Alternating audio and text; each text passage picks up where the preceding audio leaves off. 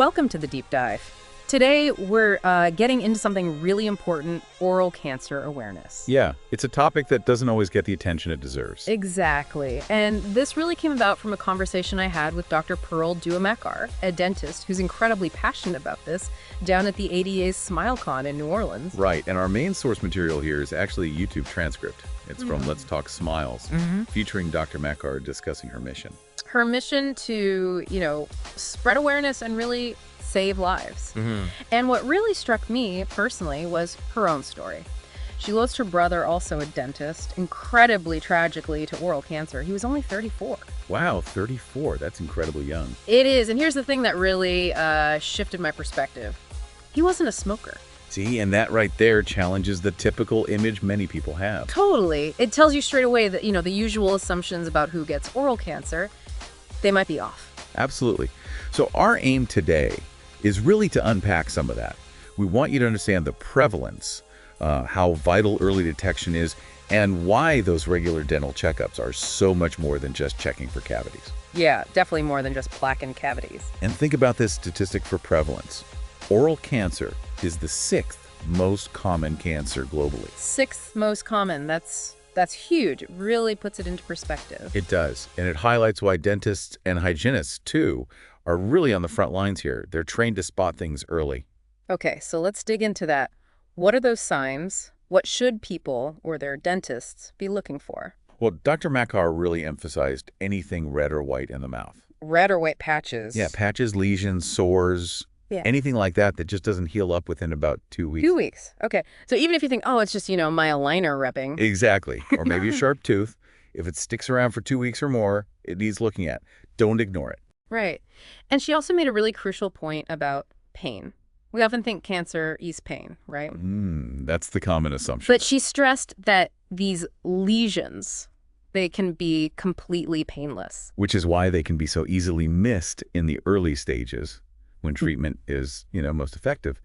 That lack of pain is almost insidious. It really is. So if you see something or the dentist sees something, what's the next step? How do you know for sure? That's where the biopsy comes in. It's the definitive diagnostic tool. The B word. I know that can sound a bit scary for people. It can, but it's really just about getting answers. Dr. Makkar explained it. Well, they take a tiny piece of the suspicious tissue and some normal tissue nearby for comparison. Okay. So it's about comparing the abnormal to the normal. Precisely. And unlike some other cancers, there isn't really a simple FDA-approved screening blood test or anything like that for oral cancer yet. So the biopsy is truly the gold standard. Got it. Gold standard. Think of it like if you have an unusual spot on a mammogram, the next step is often a biopsy to see what's really going on. Right, that makes sense. And, going back to Dr. Makkar's brother, his story really underlines why this is so critical. It does, unfortunately. He was apparently treated with medication first, without a biopsy. Yeah, and by the time they did do one, it had spread. It was too late for the most effective treatment. Just heartbreaking, and it really shows the danger of delaying that step. Absolutely. Which leads to another key piece of advice she gave. Don't rely on Dr. Google. Oh, yeah. Don't try and diagnose yourself online. No. Her message was simple. If you see something, say something. Tell your dentist. Okay. So visible red or white patches that don't heal are key signs. Are there other symptoms people should be aware of? Maybe things that aren't so obvious? Yes, definitely. Things like persistent trouble swallowing. Like food getting stuck? Yeah, or just a constant feeling of difficulty. Also, pain in the ear, but without any sign of an ear infection. Interesting. Ear pain. Trouble moving your tongue normally, or even difficulty eating that isn't related to, say, dental pain. Okay, so those are important too. If someone has those symptoms or sees a spot, who's the first call? Dr. Makkar recommended starting with your general dentist. Regular dentist. Yep. Many are trained and equipped to do biopsies, especially on easier-to-reach areas like the hard palate or the side of the tongue. Okay. But they might also refer you maybe to an oral surgeon or an oral pathologist, particularly if it's in a tricky spot, like the soft palate way at the back. What about your family doctor? Or maybe an ENT, an ear, nose, and throat specialist? Well, an ENT certainly can assess the mouth and throat and do biopsies.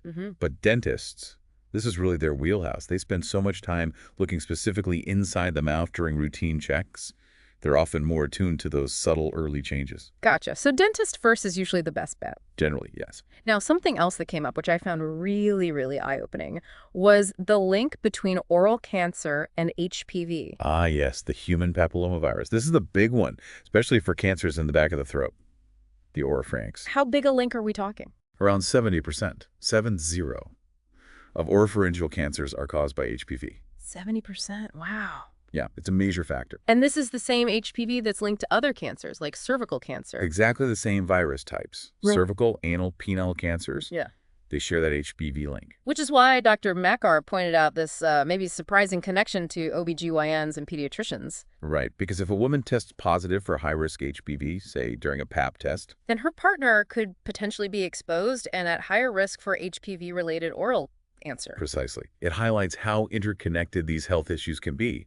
It raises questions about whether awareness campaigns should be more integrated, That's a really important connection I hadn't fully grasped before, and it leads us straight into talking about the HPV vaccine. Yes, which is such a powerful preventative tool. It's typically recommended for preteens. Before they become sexually active, ideally. That's the ideal time, yes, because the vaccine works best before any exposure to the virus happens. And this vaccine protects against the HPV types that cause these oral cancers, too. Absolutely. The main one used now, Gardasil 9, covers the key high-risk strains, including those most often linked to oropharyngeal cancer. It's usually 2 or 3 shots, depending on the age you start. That's incredible. A vaccine that can prevent cancer. But Dr. Makkar mentioned some parents are hesitant. Yeah, there can be hesitancy. I think the key message needs to be crystal clear. This is a cancer prevention vaccine. Right. It's not about sex. It's about preventing cancer down the line. Exactly. It's about protecting your kids long term. So we started off saying it's not just smokers, like Dr. Makkar's brother. Let's circle back to other risk factors. What else increases the risk besides HPV and smoking? Well, she listed several. Family history is one. Having close relatives with any type of cancer might increase your risk. Suggesting a genetic link, maybe? Potentially, yeah. Also, statistically, being male carries a slightly higher risk. And while it's often seen in older adults, we know now it can definitely affect younger people too. Clearly. What about lifestyle stuff? Things like having a weakened immune system or poor nutrition over a long period. And then there's vaping. Ah, vaping. That came up quite strongly. It did. Dr. Makkar was very clear that it's not a safe alternative to smoking. Yeah. The oils, the chemicals, the flavorings, they can contain carcinogens and damage tissues. And it's become so normalized, especially with teens, they don't see it as dangerous. Exactly. It's a real concern. She even mentioned Australia banning nicotine vapes last year because of the health risks. Wow. Okay, what else? Alcohol. Alcohol, yes. Oh. Especially heavy, long-term drinking or binge drinking. The risk really climbs when you combine heavy drinking and smoking. A double whammy. Definitely. Moderate, occasional drinking is less of a concern for oral cancer specifically, but heavy use is a clear risk factor. And don't forget, smokeless tobacco. Like chew or dip? Yeah, that involves direct, prolonged contact of carcinogens right there on the mouth tissues.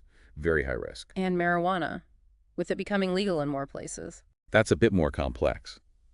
While it's sometimes used medically for cancer symptom relief, there's still concern about potential cancer risk with long-term, heavy recreational use, especially smoking it.